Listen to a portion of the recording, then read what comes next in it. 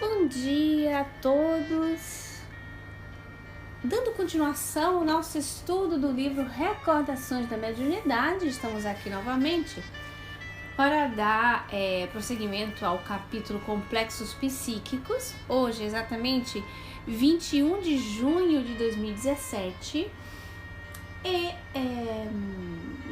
a Dona Ivone está naquele momento em que ela faz sai do corpo, ver realmente o que estava acontecendo com vamos dizer assim, a situação, o ambiente imediato do espírito. A semana passada nós falamos desse ambiente imediato, eu dei o exemplo da minha avó também, né? E das infinitas possibilidades que a espiritualidade nos dá para nós estarmos bem, para não termos muito choque de adaptação. Então nós falamos a semana passada o seguinte, que nem sempre nós vamos pro nosso lar, entre aspas, nosso lar, né? Porque existem tantas comunidades, tantas cidades espirituais, e nem tampouco diretamente umbral naquilo que nós compreendemos como umbral, como aquele local de somatórias de dores, onde as pessoas em uma sintonia parecida se encontram. Mas não no sentido mais, vamos dizer assim, restrito, que é o do umbral, a questão de passagem, ambiente de passagem, né? Nesse sentido, sim, como ambiente de passagem. E falamos do ambiente imediato, do local imediato criado pelo próprio espírito. Era um espírito pobre, que tinha as pernas assim muito inchadas, como se tivesse sofrido de elefantíase. Detalhes assim que a Dona Ivone nos trouxe dessa experiência, dessa visão dela, né? E ela faz esse cenário, essa criação mental desse espírito que tem o nome de Pedro. É Pedro, o nosso amigo, próximo amigo da Dona Ivone, nesse ano que ela vai passar junto com ele, nesse período que ela vai passar com ele. São muitos detalhes para esses estudos, esse ambiente imediato, não é tão difícil assim da gente conceber.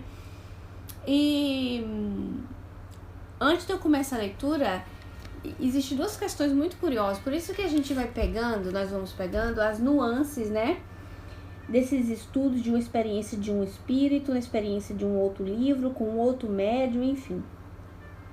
Mas o médium é sempre o mesmo, a Dona Ivone, e o espírito é o Camilo Castelo Branco. Quando lá no Memórias dos Suicidas, olha que interessante. Tem uma cena no Memórias do Suicida, né, na parte legal do livro, para quem acha que esse livro é um livro pesado, é um livro maravilhoso, tá?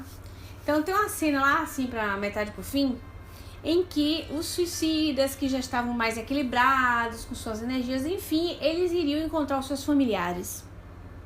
Olha que maravilha, iriam encontrar os seus familiares. Só que para não encontrar todo mundo, vamos dizer assim, era um encontro... vamos dizer assim, um encontro de todas as famílias, de todos eles que poderiam receber os parentes, certo? Como não poderia, o que é que eles faziam? Para não receber todo mundo no ambiente igual, os espíritos que eram responsáveis pelo aquele ambiente ali, o que é que eles faziam?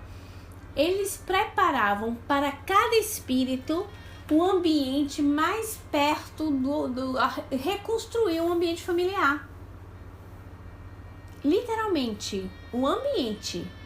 Então, tem as cenas assim com muitos detalhes do amigo dele, que foi receber os parentes e prepararam para ele assim como se fosse a sua sala de estar, seus livros na livraria, a cadeira que eles tinham antigamente, todo o cenário de como era a casa dele no mundo material, para ele receber os seus próprios parentes. E isso era muito interessante. Olha que coisa engraçada, todos eles, cada um do seu jeito, não é? E eles colaboraram inconscientemente para isso, porque os responsáveis tiravam da memória desses espíritos essas experiências e trazia para a realidade, né? Daquele momento deles, que é uma coisa assim espetacular, né, gente? Uma outra coisa interessante, isso é uma experiência minha pessoal, eu conto as experiências pessoais, as meninas gostam, né? Principalmente a Fabrícia. Fabrícia disse que eu tenho que fazer um livro contador de histórias. Uma experiência pessoal interessante que Quando eu tenho um encontro com os meus parentes, principalmente pela parte de pai, eu vou encontrar com meu pai sempre naquela casa que era a casa do meu avô paterno, que foi a casa onde meu pai viveu por muitos anos, né? Minha tia, outro tio nosso também, enfim, uma casa de família. E essa casa, por incrível que pareça, não pertence mais à família. Essa casa foi vendida. Então eu perguntei notícias da minha tia dessa casa, disse que modificaram a casa, fizeram uma certa reforma, enfim. A casa não é mais a casa como eu cresci praticamente. Só que quando eu vou em espírito para Feira de Santana, que eu vou me encontrar com meu pai ou com algum deles, a casa tá lá. E a casa perfeitamente, a cena da casa como eu vivi. Até os móveis são iguais. As disposições. E é uma experiência não interna de que eu olho para dentro das minhas próprias experiências. É uma vivência espiritual mesmo, porque é o sentimento que deixa quando acordo, né? Por sinal, um dos cenários, um dos meios a gente compreender uma experiência essa extracorpórea, e afirmam isso, principalmente para Allan Kardec no livro Obras Póstumas, que ele disse assim, poxa, mas é verdade que eu me encontro sempre com minha mãe ou é uma imaginação minha? E o espírito responde para ele, assim, por sinal o espírito Zéfiro responde para ele, sim, é sua mãe. Não é você tem encontros com ela noturno, não é uma ilusão sua. Dá para se compreender, olha que interessante, dá para se compreender pela emoção que fica em você. Então ele dizia, realmente, eu quando acordo sinto essa emoção, né, aquele encontro real, e é um dos indícios, né, da gente saber.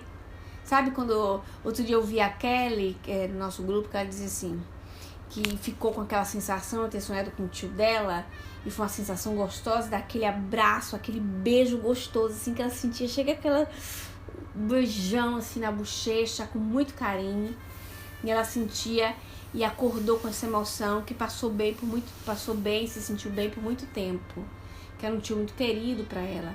Então, quando eu vou encontrar a minha família, e eu vou em espírito, é naquele lugar. E o que eu acho interessante, que é como se fosse um ambiente imediato, né?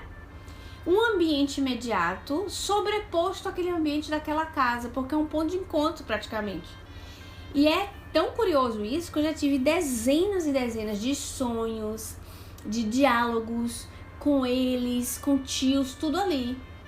O último sonho que eu tive, e foi tão claro, que eu chegava, sempre vou com alguém que me leva, é provável que seja meu espírito protetor. Eu vou chegando na rua, exatamente na rua, e chego assim na porta, e no passeio estavam tios, meu pai incluído nisso aí, incluso outras pessoas, e eu fui chegando, eles aplaudiam, e eu não entendia o porquê daquele aplauso, mas eu senti uma alegria, mas uma felicidade tão profunda, que eu chorei, né, no sonho, de emoção. Aí abracei um, abracei outro, ou seja, estava todo mundo me esperando ali, que eu chegasse, e ficou como um ponto de encontro.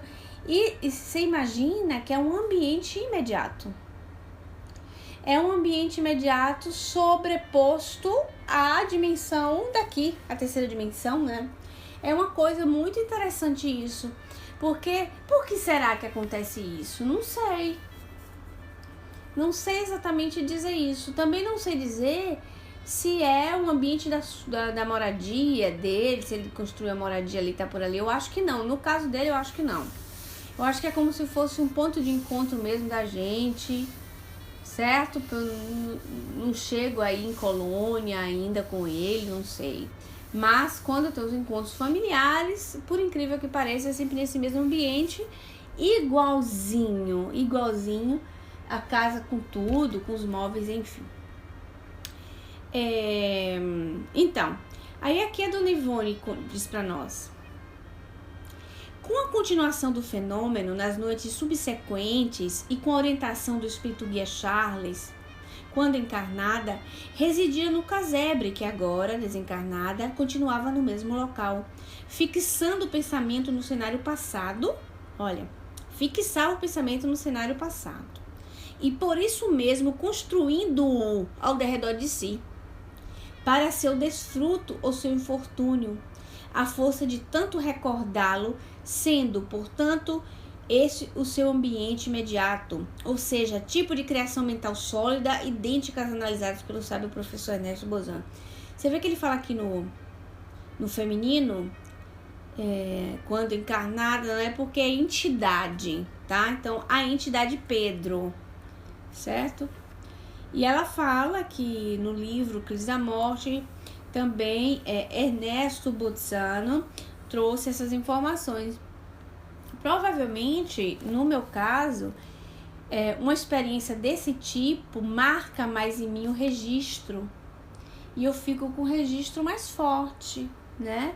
A lembrança mexe mais com a minha emoção, porque vai rememorizar as experiências da infância, da adolescência. Então, aqui como se ficou o nosso cantinho, né? O nosso cantinho onde a gente se encontra.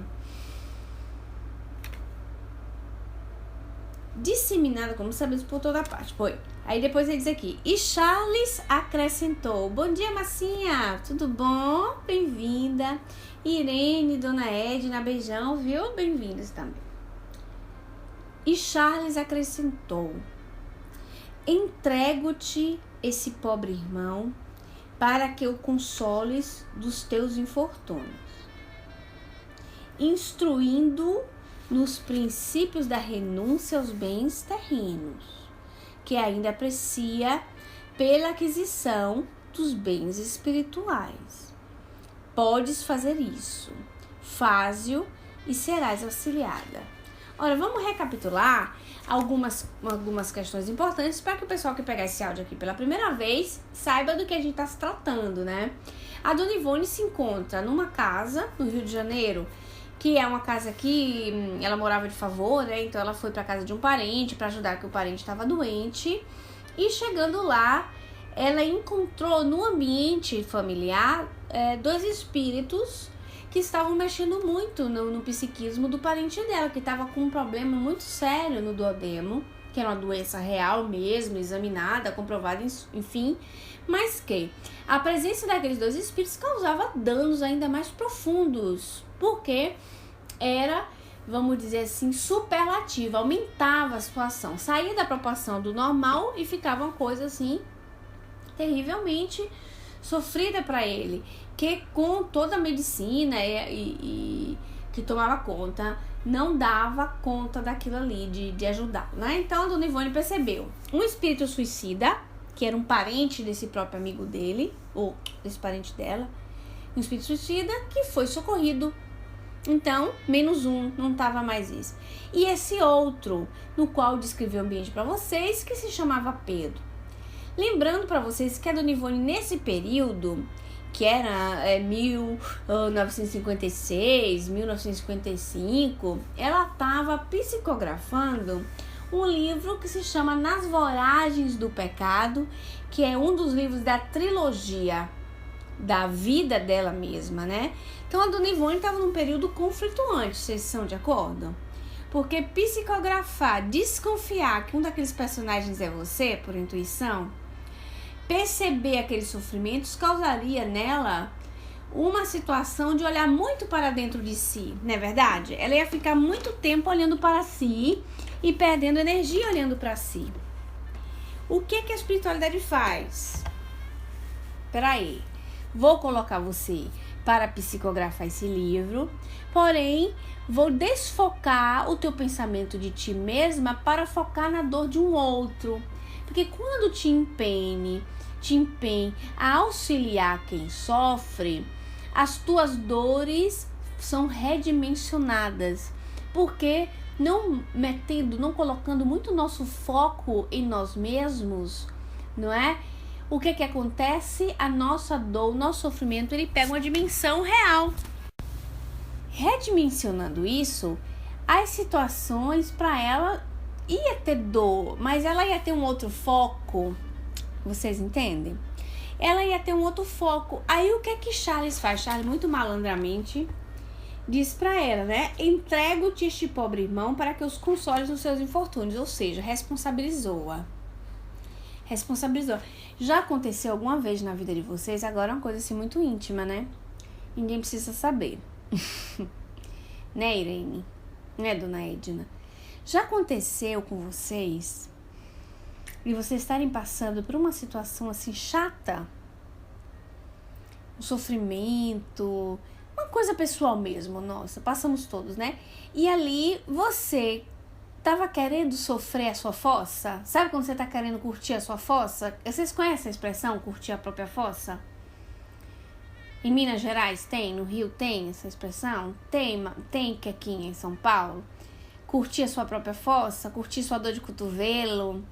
Aí o que que acontece? Você tá afim, aí que caramba, olhar pra dentro de você um pouquinho, né? Ah, pelo amor de Deus. Aí o que que acontece?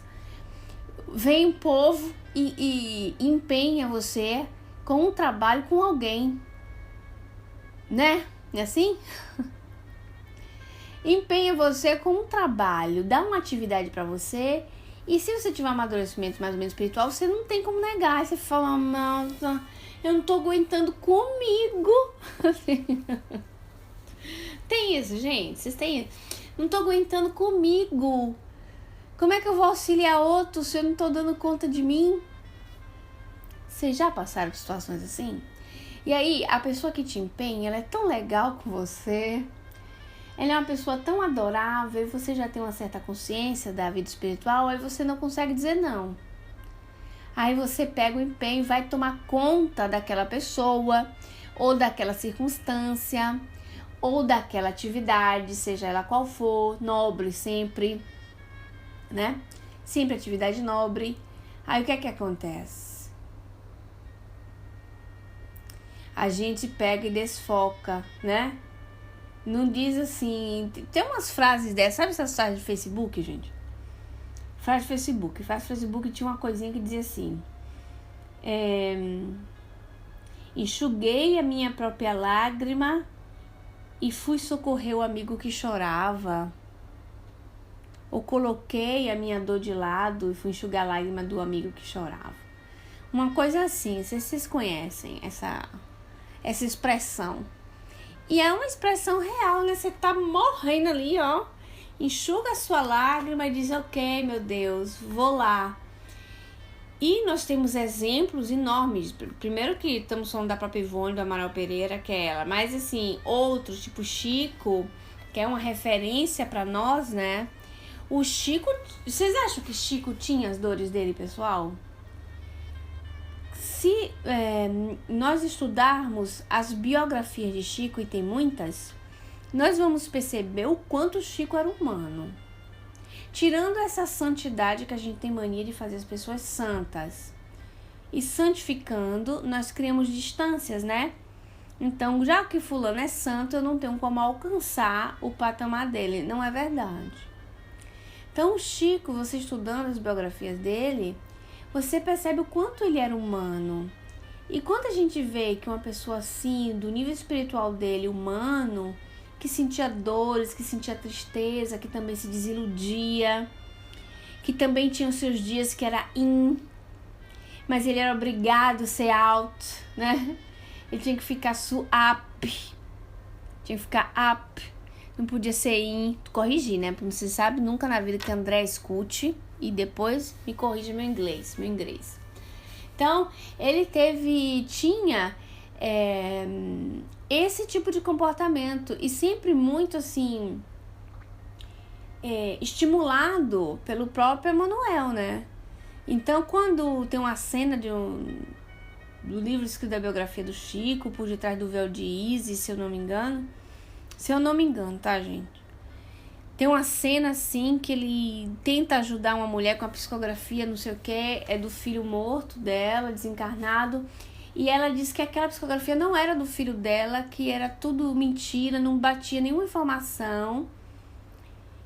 Uma coisa assim parecida, ela vai e cospe nele. Nós já vimos essas cenas no filme e tudo mais, mas a gente não viu os bastidores, né? E na biografia diz que ele, recente, ele ficou tão chateado, ele foi pra dentro, lá naquele quarto onde ele ia, e chorou, muito triste, falou, como é que pode, meu Deus? Eu fazendo de tudo para ajudar a pessoa e tal, toda a dedicação que eu dou do meu tempo, da minha vida, e ainda ser cuspido no rosto. Ele sentiu a dor no coração dele, né? Quando a gente vê isso, a gente vê o quanto a pessoa é humana também. Ele se recolhe para chorar as mágoas dele, que teve condição de durar justamente poucos minutos até aparecer quem? Emanuel, né? Até aparecer Emanuel, que não deixava aquela pobre alma em paz. Aparece Emanuel e diz para ele compreendê-la, porque ela é uma doente. É uma pessoa que está tão invasa da dor, tão dilacerada da dor, que ela perdeu a própria razão. E Emanuel o chama para enxugar suas lágrimas e voltar para o trabalho.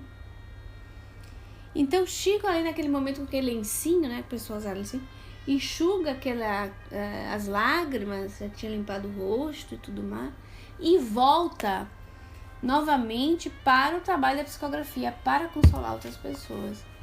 Mas você vê, não é, a questão da renúncia, fora todos os problemas que ele teve, das perseguições do próprio movimento espírita, dos espíritas com ele, da perseguição da justiça, com o caso de Humberto de Campos, ou os desprazeres que seu próprio sobrinho fez com ele, vem dizendo que o tio era mentiroso, que era tudo uma farsa, que ele que inventava as psicografias, ele sabia psicografar também.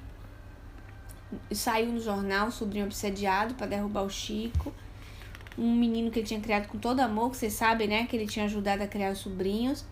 Então, o Chico, na sua vida pessoal, teve suas dores, mas, olha lá, né, estava sempre com foco na ajuda de outras pessoas. E isso fazia um redimensionamento. Vocês são de acordo que nesse redimensionamento você ganha simpatias, faz amizades, desculpem, ganha uma proteção espiritual, tudo. E quando você tem o propósito da verdade, do bem, somente num trabalho desse, focando a doutrina espírita, né? Em outros também, mas já que estamos falando de doutrina espírita, vocês observam o quanto os espíritos, eles se multiplicam para te ajudar e para facilitar a tua própria vida para aquele trabalho que você está fazendo. Então, a sua dor, ela tem uma não é que a dor não existe, tá, gente? Mas ela dá uma redimensionada porque a gente sente o afeto, a proteção, o cuidado, as intercessões, enfim. E não só, vamos dizer assim, esse caso exatamente, mas tantos outros casos. O da Dona Ivone, que é o foco do nosso estudo especificamente, ela estava ali psicografando nas voragens do pecado, falando dela, sofrida, tadinha, cheia de dores, que é um romance maravilhoso. E o que acontece? Nesse sofrimento dela, ela vai e arruma alguém para que ela se dedique especificamente. Não um espírito qualquer que ela vai ter que se encontrar toda quinta-feira para fazer orações, ou tá lá no seu caderninho de prece. Um ser humano sem corpo, palpável, que ela via mesmo o cara, vivenciava a vida dele, viu a casinha.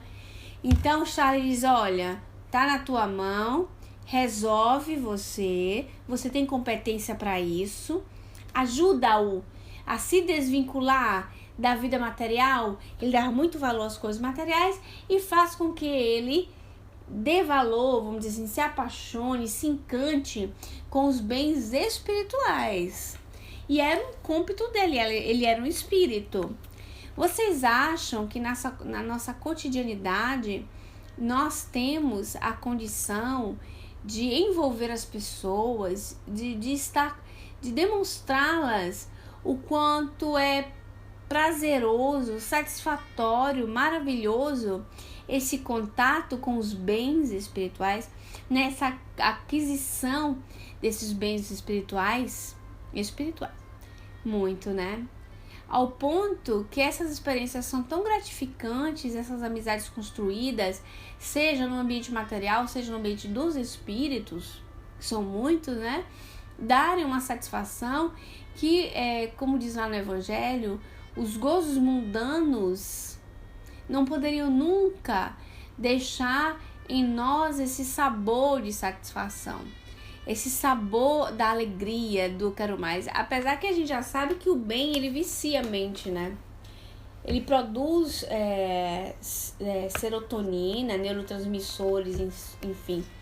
Neurotransmissores maravilhosos que acostumam a gente a querer fazer mais. Então, aquela sensação que a pessoa que faz uso de drogas, por exemplo, de vícios, que ela sente, né, abstinência e tem vontade de procurar mais, porque aquela coisa dá uma satisfação ilusória, momentânea. O bem, qualquer ele que você faça, nos dá essa sensação de prazer também, nos dá essa satisfação, essa alegria, fazendo que automaticamente você procure fazer mais, ao ponto que começa a ser uma coisa natural, você já não calcula, eu vou fazer o bem, não, você faz porque aquilo já é incorporado no seu caráter, através da repetição, né? Porque a gente aprende por repetição. Então, através da repetição do ato, que muitas vezes começam por um dever, você fala, eu vou fazer o bem porque eu não quero ir para um umbral. Já serve, né?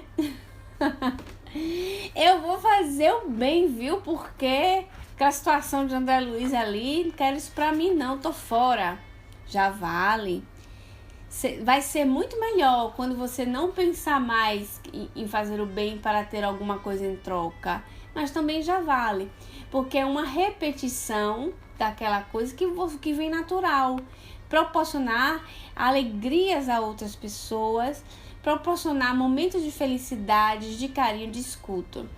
Interessante que eu acho que é o capítulo 12 do Evangelho segundo o Espiritismo, não me lembro bem, se alguém tiver um evangelho aí na mão, agora eu não tenho, para controlar, aí vocês vão ver assim, que tem sentimento, assim, beneficência, aí tem piedade, né? Naqueles capítulos ali falam o quanto é grande a caridade, que vai muito mais além do que costurar uma roupa para o necessitado, ou levar uma sopa, né? É muito mais complexo do que isso. Vocês imaginem que só de você sentir piedade, quando você se comove por alguém ou sente piedade, já é um ato de caridade. Porque a piedade é irmã da caridade, segundo o próprio Evangelho, segundo o Espiritismo, né? Então, todos esses sentimentos nobres que nos tocam o coração, é mais os nossos inimigos do capítulo 2. Qual é o capítulo que tem lá? Eu acho que é o da... será que é o Fora da Caridade e Nossa Salvação? O que tem falando assim, beneficência, piedade. Então não é 12, não é. Nesse capítulo exatamente, né, que me refiro. Mas vamos falar de todos do Evangelho em si possível, fala de caridade do primeiro capítulo até a última prece, né? E essa situação de preocupação com o outro. Na verdade, gente, eu cheguei a uma conclusão depois de muito tempo. É o capítulo 13. Capítulo 13, né, dona Edna? Então tá, gente, olha, vocês que estão ouvindo aí o áudio, é o capítulo 13, tá bom? Do Evangelho. Que traz redondinho esse tema no qual nós estamos tratando. Bom dia, Andréa, bem-vinda, bom dia. Então, gente, vocês veem, né, que ela tá lá gravando o livro Nas Voragens do Pecado e tem que se preocupar com o outro, né, para que não foque muito nela e diminua o foco das suas dores, porque ela tá cuidando também, ela tá sentindo a dor dela. ela vai estar sentindo. Vai tomar conta do parente que está doente e vai tomar conta desse espírito, como eu dizia aqui antes que não estava gravando, não é um ser abstrato, mas é um ser humano, com todas as suas atividades, e ter a responsabilidade de educá-lo. Não é fácil ensinar valores para esse ser humano. Valores do espírito, né? Valores que nos tiram da terra. E apesar dele ser espírito, vocês percebem que ele está fincado no chão. Então, o que eu ia dizendo para vocês é o seguinte, que os anos, eu tenho aprendido nesses anos, parece até que eu tenho 100 anos, né? Mas eu tenho essa sensação de ter 100 anos, mas eu vou fazer 40 no final do ano. Tenho aprendido nesses anos o seguinte, que nós nascemos e vivemos para o outro. Não tem sentido viver para si. Então, toda a nossa vida é girada em construir uma vida em que você evolui, logicamente. Você diz, mas eu vim para evoluir, peraí. Mas enquanto a gente fica pensando, eu tô aqui, eu tenho que evoluir, a gente tá colocando o pronome, né? O primeiro pronome singular é assim, prof, porque você tá na minha frente, fico nervosa, né? Fico assim, esqueço português.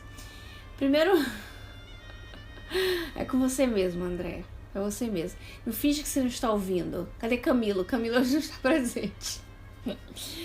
Quando você faz eu estou evoluindo, eu estou aqui para evoluir, você está no eu.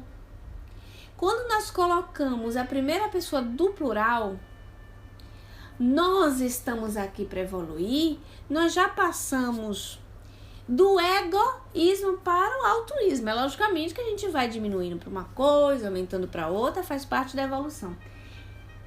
Quando você cai na real, que a sua mente, quando ela está voltada para o outro, e isso são as técnicas que esses espíritos nos ensinam dia e noite, você desfoca de ti. Você já não passa a ser eu somente, mas nós. Repare, todo o trabalho legal é em grupo. Nós.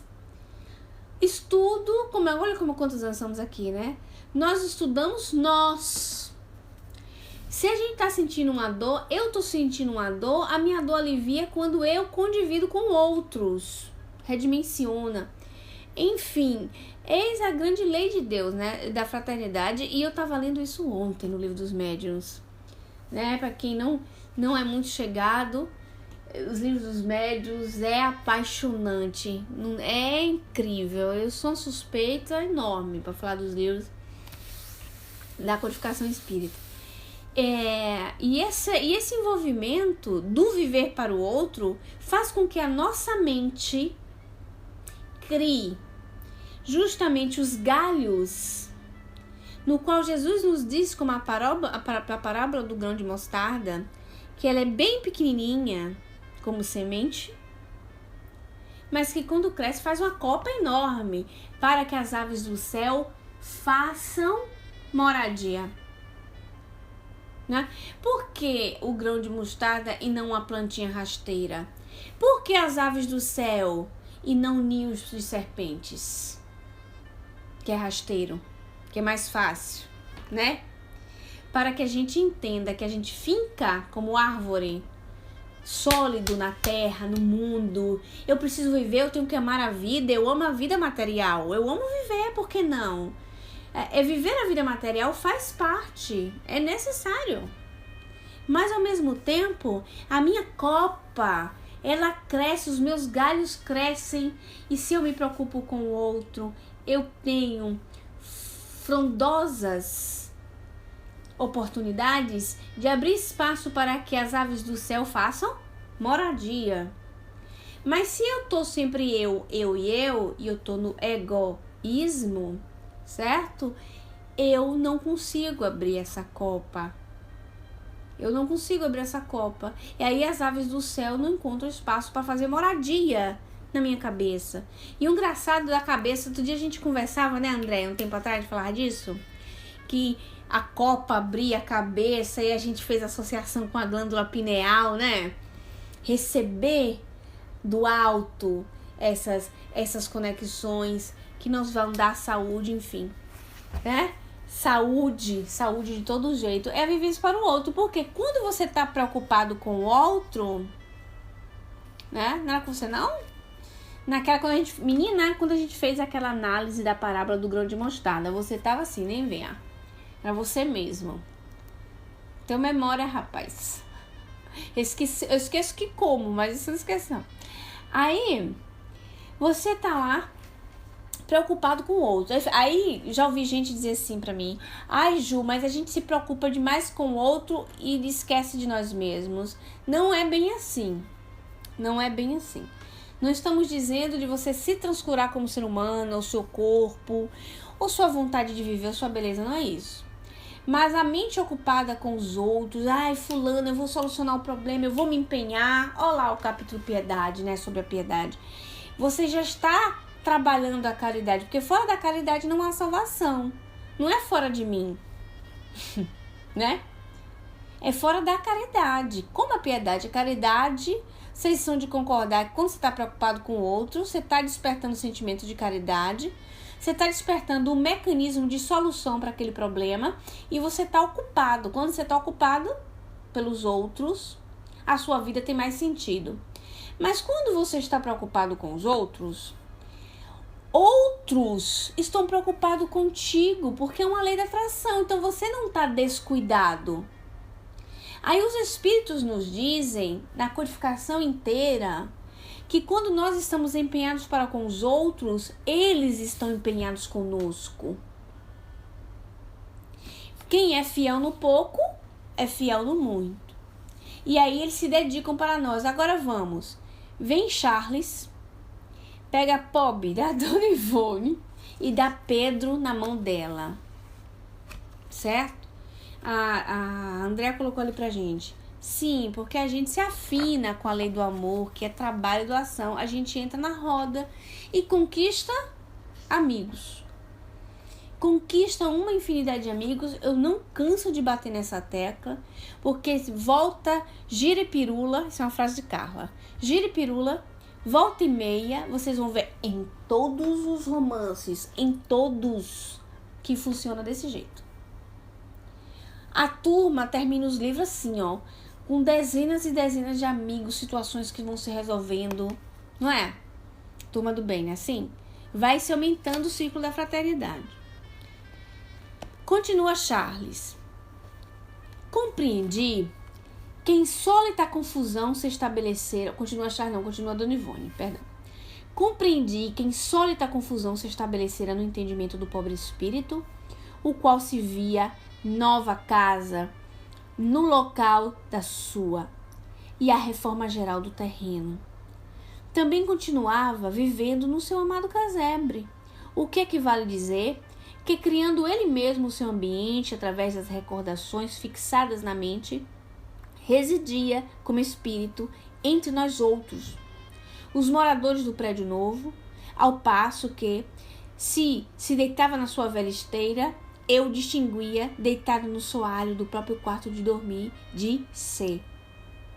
A verdade era que tal fora a série de sofrimentos físicos que atingiram o chamado Pedro, quando o homem, que agora traumatizadas a sua mente e respectivas vibrações, transportara para o perispírito os complexos do estado de encarnação, conservando por isso mesmo as aparências da antiga enfermidade e os sofrimentos outrora experimentados.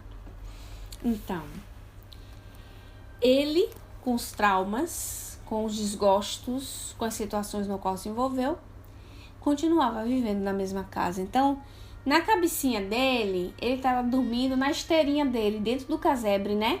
Porque ele ficou tão em estado convulsional, em uma perturbação, que ele não percebeu que derrubaram a casa, que construíram uma outra casa, certo? Então, para ele, era a casinha dele mesmo. Ele dormia na esteira e ele não estava na esteira, ele estava no assoalho do quarto do senhor que estava doente.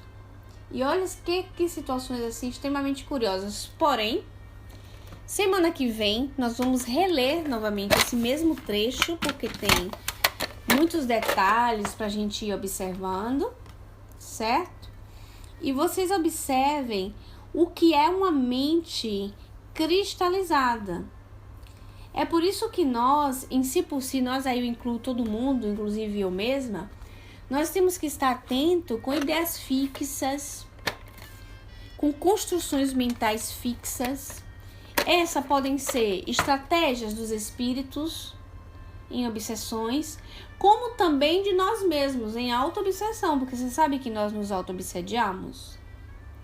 Quando nós ficamos fixados em assuntos, em perrengas com os outros, em competições, em mágoas, que volta e meia você está naquilo, enfim, existe vários tipos de fixações mentais que eu não vou enumerar agora, mas que nós fiquemos atentos, porque nós pensamos, nós construímos, não é? Nós conhecemos o capítulo 14 do livro A Gênese, tá lá a fotografia do pensamento. Nós temos o laboratório do mundo invisível dentro do próprio livro dos médiuns, o quanto nós, consciente ou inconsciente, a gente cria o ambiente mental. É lá que nós estamos sempre convidando vocês, gente, vamos fazer visualizações. Quando formos fazer visualizações terapêuticas, principalmente no GE, né, nos domingos, nós vamos visualizar o nosso bem-estar, nós vamos ver cenas de saúde, ou quando estamos vibrando por alguém, quando a gente é ponte, né, Andréia? Por alguém que a gente pediu para botar em tratamento, a gente ajudar os espíritos construindo ambientes saudáveis. Se a pessoa é mal-humorada, a gente coloca ela sorrindo. Se a pessoa tá doente, vamos dizer, no coração, a gente já imagina ela sorrindo, com a luz pulsante no peito, alegre, ambiente de saúde, ela realizada, enfim. Nós podemos, com essa capacidade de construção mental, além de melhorar nós mesmos, porque isso melhora nós mesmos, nossa psicosfera, né? A nossa mente que fica mais ágil, a nossa copa da árvore que se abre para os espíritos dos céus, nós estaremos fazendo, não é? Um trabalho muito mais focado, dedicado a essa construção. Agora, semana que vem, nós voltamos sobre esse assunto, a estratégia que os espíritos têm para convencer-nos, para fazer-nos trabalhar e colocar-nos, nós médiuns, pessoas comuns, também em atividade, né? Médium ostensivo ou médium não ostensivo, nós podemos fazer a diferença em tantas circunstâncias. Com isso, eu concluo o trabalho de hoje, 10 minutinhos antes, porque eu vou ter que sair, convidando-os para uma prece comigo. Tá certo? Porque depois de uma manhã tão sadia de encontros com amigos, não podemos fazer por menos de agradecer. Meu Deus, Pai amoroso, agradeço a Ti as bênçãos de mais um dia e dessa capacidade que nós tivemos de compreender. Agradecemos a presença amiga dos espíritos, dos teus espíritos santos, que nos guiam, que nos guardam e que festejam quando nos veem assim aplicados, estudando, nos esclarecendo, para que possamos nos ferramentalizar, Senhor, para a vivência do nosso plantio da vida. Espíritos, obrigada. Dona Ivone, o nosso carinho.